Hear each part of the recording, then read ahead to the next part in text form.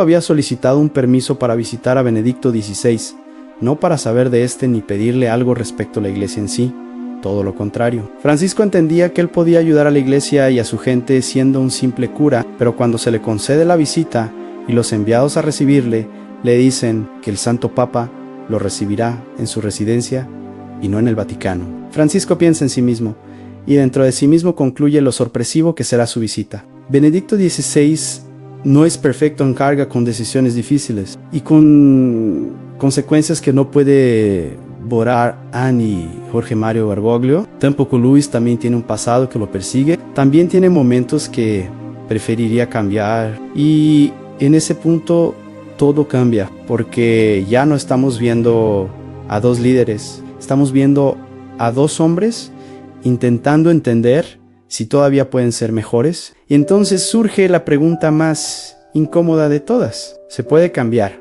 ¿Cuándo ya has sido alguien durante toda tu vida? Cambiar suena fácil, pero no lo es, porque cambiar significa aceptar que estabas equivocado. Significa soltar la imagen que construiste, la que los demás esperan de ti, la que tú mismo defendiste durante años. Y eso es aterrador. Estando solos Benedicto y Francisco en su residencia, cada quien tenía un propósito distinto porque Francisco pues deseaba reunirse con el Santo Papa para algo que tenía decidido y el Papa Benedicto le había concedido con su propósito que esperaba lograr de Francisco. Pero ambos se dan cuenta de algo y es cada pensamiento que había uno del otro era totalmente diferente. Francisco le cuenta a Benedicto que había dejado a la persona que más amaba para convertirse en sacerdote, mientras el Papa le explica lo que piensa sobre la responsabilidad que éste tiene en el Vaticano.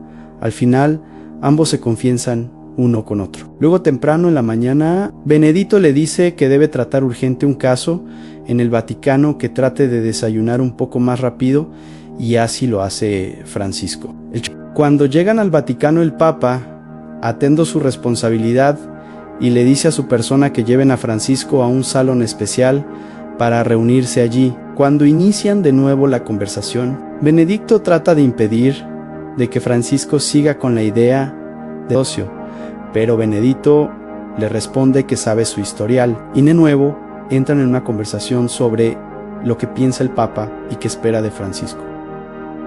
Benedicto le confiesa a Francisco que va a renunciar al papado y que él es la persona que ha elegido para su sucesión. Francisco en un momento trata de evadirlo y evitar que renuncie, pero Benedicto logra convencerlo. Entre historias y pregunta y sobre sus pasiones, ambos papas se hacen íntimos. Francisco aún piensa que el papa no lo hará de una vez. Luego pasan horas conversando sobre sus vidas en la iglesia, anécdotas de San Francisco de Asís y sus personajes favoritos de la historia de la iglesia, y al final ambos papas aprovechan para confesarse uno y otro. Por primera vez, Francisco y Benedicto coinciden en algo, y al terminar una larga socialización entre pontífice, se ve a Benedicto haberse liberado de un gran peso, y porque encuentra a un hermano que cuenta con la misión que merece la iglesia. Benedicto y Francisco felices terminan su larga estancia, y Francisco, chistando, lo agarra de mano y le muestra unos pasos de baile clásico, y Benedicto le acepta, pero luego lo despide porque logró su objetivo. Después de despedirse Francisco de Benedicto, Francisco regresa a Buenos Aires y Francisco retoma sus labores de cardenal, y en su sala parroquial mira en la televisión a Benedicto reunidos con su equipo de servicio papal en el Vaticano dar una rueda de prensa, pero al final hace su declaración de renuncia en latín. Francisco lo escuchó y se sorprendió porque no esperaba que fuera pronto. Cuando Francisco se da cuenta de lo que acaba de suceder, de inmediato recibe una llamada del Vaticano. Otro cónclave debe realizarse, y él mismo sabía que esto venía a pasar. Y es ahí donde Benedicto impondrá su voluntad Francisco Asís. Tras la renuncia, los cardenales de todo el mundo se reúnen en el Vaticano. El proceso es antiguo, encerrado, misterioso, el cónclave. Ahí, aislados del mundo, deben elegir al próximo papa. Y aunque muchos buscan continuidad, algo ha cambiado en el ambiente. La iglesia ya no necesita solo un líder, necesita un símbolo de cambio. Bergoglio no entra como favorito. De hecho, ya había estado cerca del papado años atrás y había perdido, pero esta vez es distinto. Las conversaciones cambian, las miradas cambian, los votos empiezan a inclinarse. No por poder, sino por necesidad, porque en medio del ruido, de las dudas, de la crisis, su figura representa algo que nadie más puede ofrecer.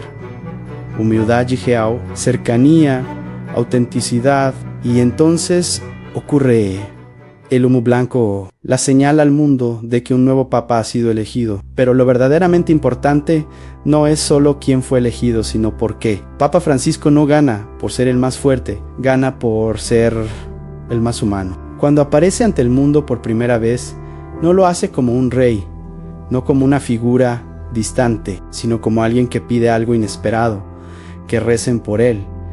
Ese gesto lo dice todo. La iglesia ya no está hablando desde arriba, está intentando volver a conectar desde abajo. El humo blanco ya había hablado, el mundo entero contenía la respiración.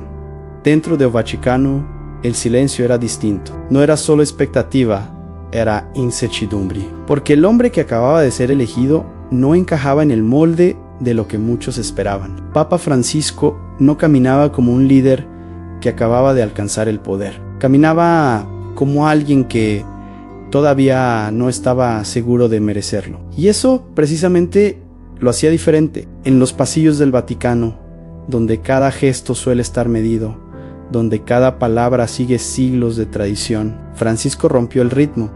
No pidió privilegios, no exigió grandeza, no buscó imponer autoridad. En lugar de eso, comenzó a comportarse como siempre lo había hecho,